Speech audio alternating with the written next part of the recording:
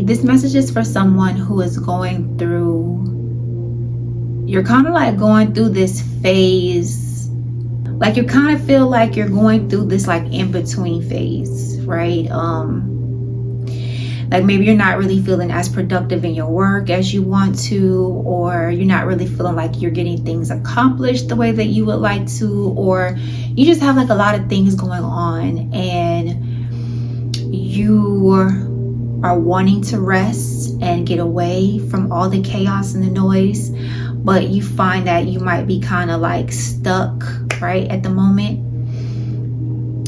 Well, it's like, you know, your spirit team, your ancestors, your guardians, your higher self, they all want you to be able to relax, right? You know, and if you're stuck creatively, it's like they want you to have what you want. They want you to have this creative spark, but at the same time, they really want you to relax. So like there's this call for you right now to just really relax and go with the cycles of things, right? Things are not created all in like, you know, movement and, you know, things also require, you know, a time to rest. Everything has to take its rest cycle, right?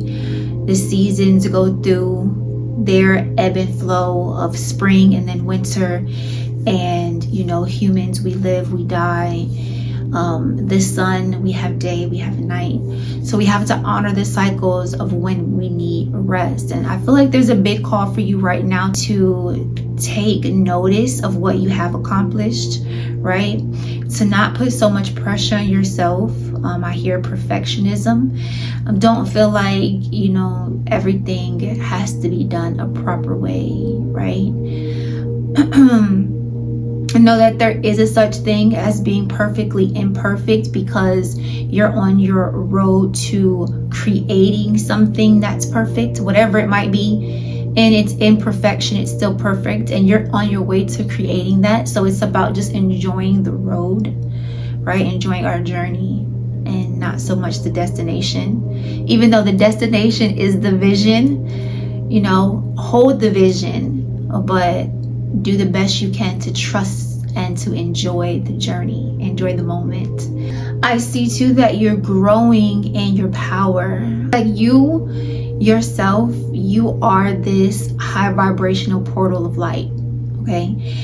And you know that saying that says your light aggravates their demons? That is so relevant for you right now. So I see that there's people in your space, you know, whether this could be like at your workspace, this could be at the gym, this could be in your personal life with like your siblings or your own children even, where it's like there's people around you that are giving you a lot of negative vibrations, giving you, some of them are like negative, but some of them are low vibrational. Like if it's coming from your kids, like sometimes children don't know that they're doing aggravating ass things, right?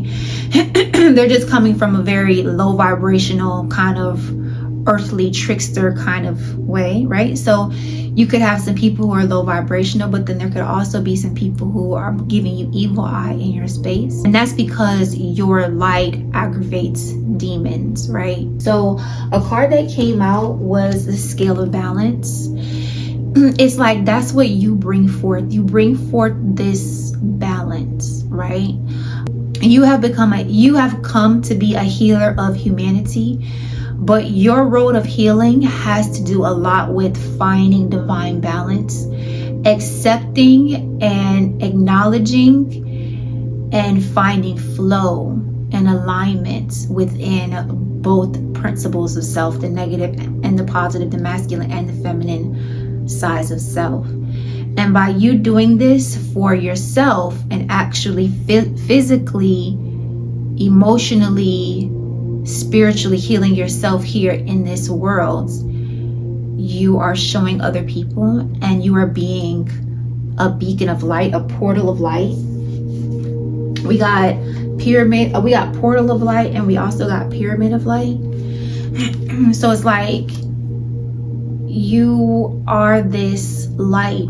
You're like this mirror that shines light on other people and how they could come into deeper balance with themselves. And although it's a very honorable job, you have a lot of people that don't like you because people don't really want to face the things that they're doing. They don't want to face the way that they're hurting others, how they're hurting themselves, right? Because the last thing someone wants to think is that they're actually hurting themselves by their actions and their thoughts.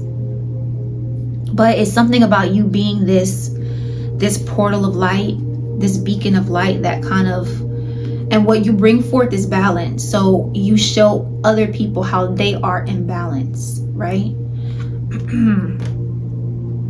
But this card here, Pyramid of Love, also says step deeper into love. You've come with this high vibrational frequency of love, right? You having love for the people that are around you. Like, even though there's people around you that are close to you that really don't like you because you shed light on their demons, you still have to be able to keep your eye on your higher purpose here, right? Even when they say things that hurt you, or they say things that make you feel a certain kind of way about yourself, you have to be able to transmute that and understand that that's a reaction. That's just their reaction to whatever is being drawn out inside of them, that it really doesn't have anything to do with you. It's them. It's all of them. So you have to disconnect that and just still hold space and love for them regardless of how they're showing up. So yeah, there two cards also that came out is Talisman of Potency and Magic and Ritual. So you could be called to work with crystals. Crystals, maybe like selenite, clear quartz crystals, but also I see dark crystals, black obsidian, tourmaline. You could be called to work with crystals that has to do with your solar plexus, or calling in more self-confidence, like tiger's eye or citrine, right? But I got the feeling of you needed to maybe connect with crystals and things like that, but also maybe having some kind of talisman, something that can protect your energy physically, that you can put onto your physical body.